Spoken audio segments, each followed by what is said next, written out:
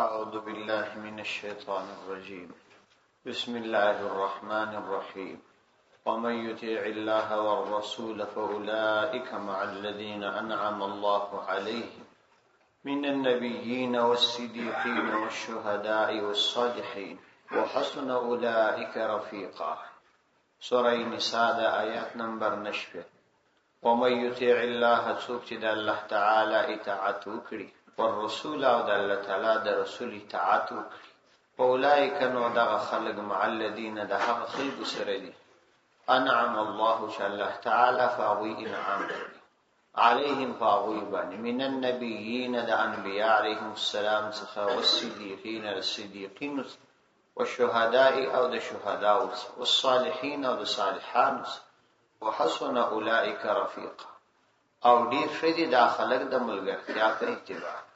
ومن يطع الله والرسول د دې آیات د مخکنیو آیاتونو سره مناسبت ده چې الله عزوجل فرمایل چې کشيري دا خلقو د مخکنیو آیاتو کې د اتي رسول د هغو خبرو چې دوی ته باندې نصيحت کړل کېدی په هغه باندې عمل کړی وای نو دا د دوی لپاره خیر او د هغوی په ایمان کې مضبوط پیار اوستم کړو او موږ به د خپل طرف یو لوی اجر وکړو او هغوی ته به مسیده لار وښودل.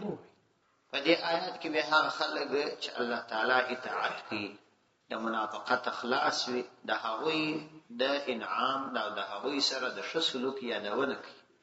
نو ربط یې د مخکنی آیاتو سره داسو په مخکې آیاتو کې د هغو خلکو یادونه راغله چې هغوی د الله تعالی د پیغمبر د اطاعت څخه ځان کړي او په دې آیات کې بیا د هغو خلکو یادونه کوي چې هغه د الله تعالی او د الله تعالی د رسول اطاعت کوي.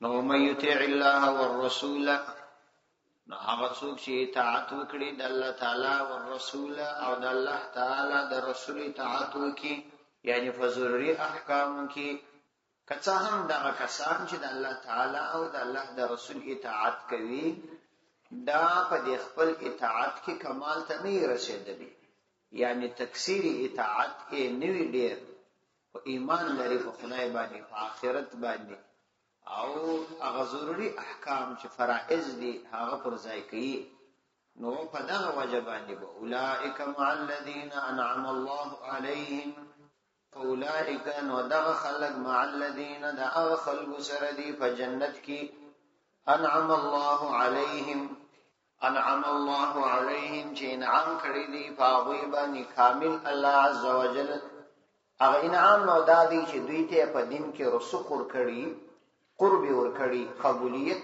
ورکړي من النبیین دا بیان دی د الذین چې دا انعام الله تعالی ور باندې کړی دی دا کم خلک من النبیین دا انبیاء علیهم السلام دی د انبیاء علیهم السلام درجه خو ډیره لوړه ده او دا د الله تعالی تر ټولو غوره مخلوقات دي او الله تعالی ته تر ټولو محبوب کسان دي ځکه نبوت د انسان په کسب لاس نه راځي بلکې دا د الله تعالی د طرفه یو فضل او عطیه ده چې الله تعالی کوم بنده ته ورکړي نو د نبوت درجه دا ډیره لوړه درجه ده.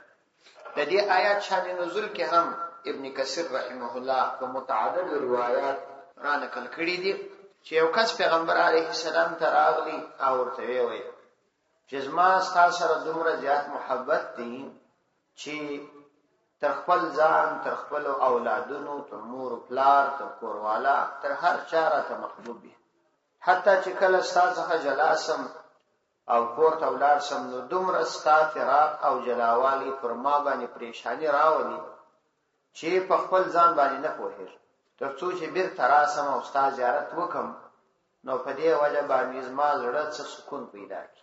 نو اې د الله پیغمبر د دنیا څخه تمځي او زمزم او ستا ډېره لوړه درجه ده نو ته په جنت کې په اعلی مقاماتو کې په دنیا کې خلاداري امکان لري مشتا سره وینو لیکن جنت کې به مشتا سره نه وینو. اول خو ستا جنت تتلل یقیني دي او په جنت کې ستا وجود په لوړو درجاتو کې او یو خزما د معلومه نه ده چې زه به جنت ته ولاړ سم که به نه سم لاړ بیا کبیل پر ولاړ سم نو زه خو یو ادنا امتی یم ستا سره به مې ملاقات څنګه. نو پیغمبر علیه الصلاۃ والسلام جواب ورنکړي. یو غړی بعد دا آیاتونه نازل شو چې په دې کې الله سبحانه و تعالی د هغو خلکو د پاره یو لوی انعام ذکر کړي چې هغوی د الله تعالی او د الله تعالی د رسول اطاعت کوي. نو یو درجه د انبیاء علیهم السلام. ځینې روایاتو کې راځي چې دا کس چې دا ثوبان رضی الله عنه چې د پیغمبر علیه الصلاۃ والسلام څخه دا پوښتنه وکړه. نو د انبیاء علیهم السلام درجه د الله تعالی په معرفت کې داسې ده لکه یو سړی چې د لرې څخه یو شی ویني. د لرې څخه د یو شی لیدل د دې معنا ده چې د الله تعالی سره د دوی د همیشه د پاره تعلق وي. خو چون کې په دنیا کې د الله سبحانه و تعالی سره په دنیا کې لیدل امکان نه لري، ځکه د انسانانو په سترګو او وجود کې هغه طاقت نشته چې د الله تعالی دیدار وکړي. نو انبیاء علیهم السلام د الله تعالی سره پرابطه کې وي د همیشه د پاره. نو رتبه یې ډیره لوړه.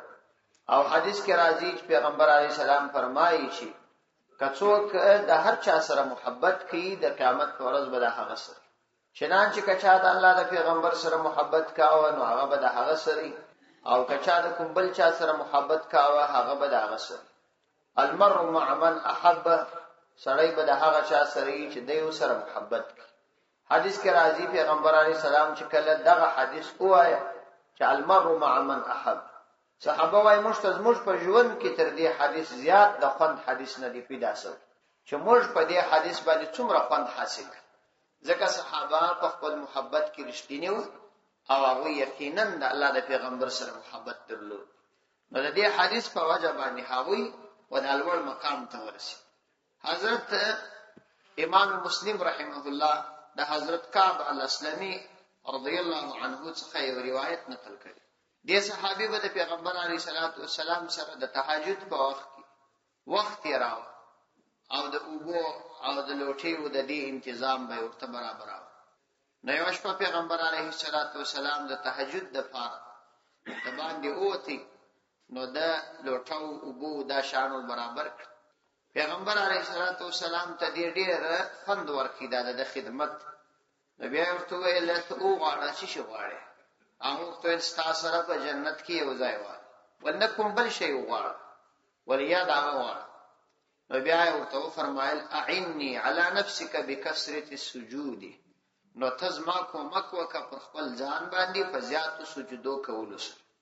مطلب دا چې ته نوافل ډیر کوه، د فرض عبادت سره سره نوافل په کثرت کوه، نو زما سره په آخرت کې یو ځای شي. او دوم شی چې انسان د پیغمبر علیه الصلاۃ والسلام سره په جنت کې یو ځای کوي هغه صدق دی، امانتداري. کوم سړی چې صادق وي په خپل خبرو کې دروغجن نه او امین وي، امانتدار وي، دا کس به هم د پیغمبر علیه الصلاۃ والسلام سره وي. او بل دا چې د پیغمبر علیه الصلاۃ والسلام سره محبت رښتینی وي. د رښتینی محبت دا معنا چې د پیغمبر علیه السلام کامل اتباع پکښ راشي. نو اوله درجه د نبیینو ده، او دومره درجه هغه د صدیقینو ده. صدیقین دا هغه خلک دي چې تر انبیاء ورسته د امت تر ټولو بهتره طایفه، چې دا صحابه کرام رضی الله عنهم. صحابه کرام د الله تعالی د معرفت داسې مثال دی لکه سړی چې د لرې څخه یو شی ویني. یعنی صحابه کرام ولو ک الله تعالی نه لیدي، فزړونو کې ایمان دونه مضبوط وو چې د الله تعالی کمالات دا ټول داسې ورته معلومېدل چې الله تعالی دوی ویني. ځکه حدیث کې راځي چې ته د خپل رب د عبادت وکړه کأنک تراه، لکه ته چې خپل رب ویني. فإن لم تكن تراه فإنه يراك، کته د خپل رب نه ویني نو هغه تا ویني. نو اوله مرتبه هغه د دې ده چې سړی د عبادت داسې وکړي لکه دی چې خپل رب ویني. نو دا د صحابه کرامو درجه چې دې ته زموږ او تاسو په اصطلاح کې اولیاء هم ویل کیږي. نو صدیقین هغه خلک دي چې د واجباتو او د مستحباتو د دواړو کلک پابندي کوي. د دې څخه صحابه مراد. نو دغه خلک چې نیک عمل خلک وي د خدای او د خدای د رسول اطاعت کوي، دا به د صحابه کرامو سره د قیامت په ورځ باندې وشهداء، او دا خلک به د شهداء سره. شهید هغه کس ته ویل کیږي چې د خدای د دین د پاره په سینیت باندې خپل سر دا قربان کی.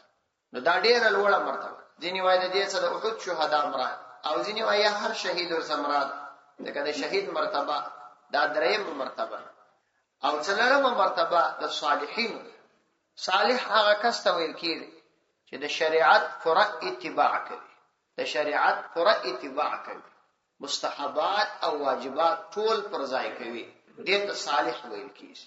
نو وایي د شهداو بیا وایي داسې حالت دی د صدیقینو په اعتبار، لکه یو څوک چې یو شی په انداره کې د نږدې څوي، دا شهدا وایي داسې مرتبه ده. او د دې صالحینو بیا وایي داسې مرتبه ده لکه سړی چې یو شی په انداره کې د لرې وي. نو اوله درجه د انبیاو ده چې براه راست الله تعالی ویني، او دومره درجه بیا د صدیقینو ده چې هغه د لرې څخه الله تعالی ویني، او دریمه درجه د شهداو ده چې هغه دا رقم مثال دی لکه په انداره کې سړی د نږدې څخه یو شی ویني، یعنی براه راست نه ویني بلکې د کوم شي په واسطه ویني. یعنی دوی د نبی علیه السلام په واسطه د الله تعالی معرفت حاصلي. او څلورمه طبقه هغه به د صالحین. داغه مثال داسې دی لکه سړی چې اندارې ته ګوري او د دې اندارې څخه بیا د لري یو شی ویني چې لري په دې انداره کې معلومي شي. نو دا څلور سره طبقات دا د امت هغه بهترینی طبقات. نو دا خلک به د دوی سره د اوسېدلو معنا دا نه ده چې دوی به دوامدار او اوسېږي. په جنت کې مراتب استه، الته مراتب د اعمال په وجه. څومره چې یو سړی صالح اعمال کوي او په اعمالو کې اخلاص وي، دغونه به درجه لوړي. او د اعمالو قبولیت او ترقی دا پر اخلاص بنا. کله سړی په عمل کې ډیر زیات اخلاص او لږ عمل وي، الله تعالی ته ډیر مقبول، او ډیر عمل وي کې اخلاص بخشي کې نو مقبولیت بننه. نو دا درجات په مختلفي وي، د هر یو مقام بجلای. البته الله تعالی به د دې اجازه ورکړي چې د لوړو طبقاتو کسان لاندې طبقاتو ته راشي او دا وی سره کښینی مجلس وکړي، او د لاندې طبقاتو کسان لوړو طبقاتو ته ورشي دا وی سره کښینی مجلس وکړي. دا وسبا یو بل سره راځي. نو الله تعالی فرمایي وحسن اولئک رفیقا. وحسن نو ډیر شدي اولئک دغه خلق رفیقا د ملګرتیا په اعتبار، یعنی اصل دا خلق ډیر بهترین خلق دي چې سره ملګرتیا اختیار کړي. نو د دې ملګرتیا په وجه باندې به جنت ته داخل شي. یو روایت کې راځي چې پیغمبر علیه الصلاۃ والسلام ته یو حبشي غلام راغی، یو هلک. نو بیا پیغمبر علیه السلام ته فرمایل چې اې د الله پیغمبر، ستا حسن، ستا لباس او ستا مرتبه په دنیا کې د ټولو نه لوړه، او زه یو حبشي یم، تور پوست یم، بدرنګ یم. په دنیا کې خو موږ ستا سره دا دی وینو، ان آخرت کې خو ستا ډېر لوړ مقام دی. نو آیا موږ به هلته هم ستا سره وینو؟ پیغمبر علیه الصلاۃ والسلام ورته وفرمایل هغه ذات نیمه قسم می چې زما روح د هغه په قبضه او قدرت کې دی چې څوک د خپل رب اطاعت وکړي او په خدای ایمان راوړي او پنځه وخت لمونځ په جماعت وکړي او هغه شان چې په د فرض دي دا ادا کړي، دا به جنت ته ځي او زما سره به یو ځای کړي. نو وایي حبشي غلام وژړل د زیاتې جرا په وجه التف هغه مجلس کې وفات شو. بیا پیغمبر علیه السلام په خپل مبارک لاسو باندې د غسل او د کفن ترتیب برابر کړ. نو د دې څخه دا معلومه شوه چې د نبی کریم علیه السلام سره محبت او جنت ته داخليدل پر رنگ، پر قوم، پر نسب بنا نه دي، بلکې خبره پر اتباع بنا ده. کله هر ځای د الله د پیغمبر اطاعت کړي، محبت ته فزړی کیو، بس ته جنت ته داخليږي. فقوم، لباس او رنگ پر خبره مربوطه نه. یو بل روایت کې راځي پیغمبر علیه الصلاۃ والسلام فرمایي چې بنیادی شی دا دی چې څوک د چا سره محبت کوي، نو د هغه محبت په وجه کده خدای په خاطر محبت وي، د هغو کسانو څخه به یو کس دی وي چې الله عزوجل به د قیامت په ورځ باندې د عرش تر سایه لاندې کښیني. او کسان به داسې وي چې د قیامت په ورځ به په شدید ګرمۍ کې چې انتهایی سخت ګرمي وي، یوازې د الله سبحانه و تعالی د عرش سایه تر هغه سایه لاندې ناست. باغو کې به هغه کس هم وي چې د یو چا سره محبت صرف د خدای په خاطر، د خدای په خاطر یو سره محبت، نو دا کسان به هم وي په دې کې به داخل. نو د دې صدا معلومه شوله چې د الله عزوجل د پیغمبر سره محبت کول داغه اتباع ده او د الله تعالی د دوستانو سره محبت کول د خدای په خاطر باندې چې هغه د خدای د دین پابند دي او ستاسو سره محبت وي نو د قیامت په ورځ باندې دغه لوی انعام انسان لاس راوړي وحسن اولئک رفیقا ذلك الفضل من الله وكفى بالله عليما ذلك دغه الفضل فضل دی من الله د الله تعالی د طرف دا د الله تعالی د طرف فضل دی یعنی دا ستاسو د اعمال په وجه نه درکول کیږي یو روایت کې دا مرাজি چې صحابي پیغمبر علیه الصلاۃ والسلام ته وویل چې زه د دې عقیده لرم چې الله تعالی یو ستاسو پر رسالت ایمان لرم د آخرت په ورځ عقیده لرم لمونځ کوم زکات ادا کوم نو آیا زبا جنت ته داخل سم پیغمبر علیه الصلاۃ والسلام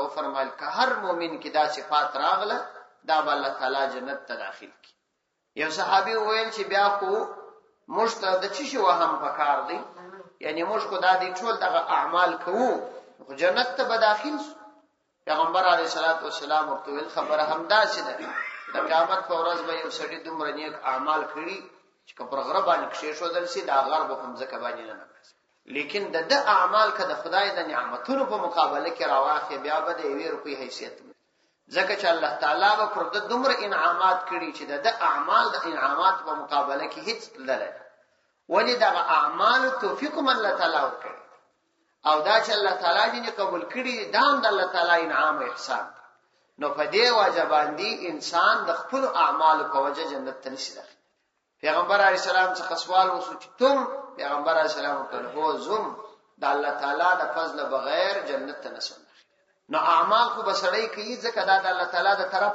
امر دی لیکن د الله عز وجل د فضل غوښتنه کوي نو الله تعالی فرمایي ذالک الفضل من الله دا د الله تعالی فضل دی ذالک الفضل دغه فضل دی من الله د الله تعالی د طرفه وکفا بالله علیما وکفا بالله او کافی دی الله عز وجل علیما فرعلم لرنکی الله سبحانه وتعالى ته فرع علم دی هغه تاسو په عقاید او نیات او اعمال د محبت په انداز په درجات چې څومره اندازه په محبت دی په دې باندې پوهیږي الله عز وجل دې پیغمبر علیه السلام اتباع نصیب کړي صدق الله العظیم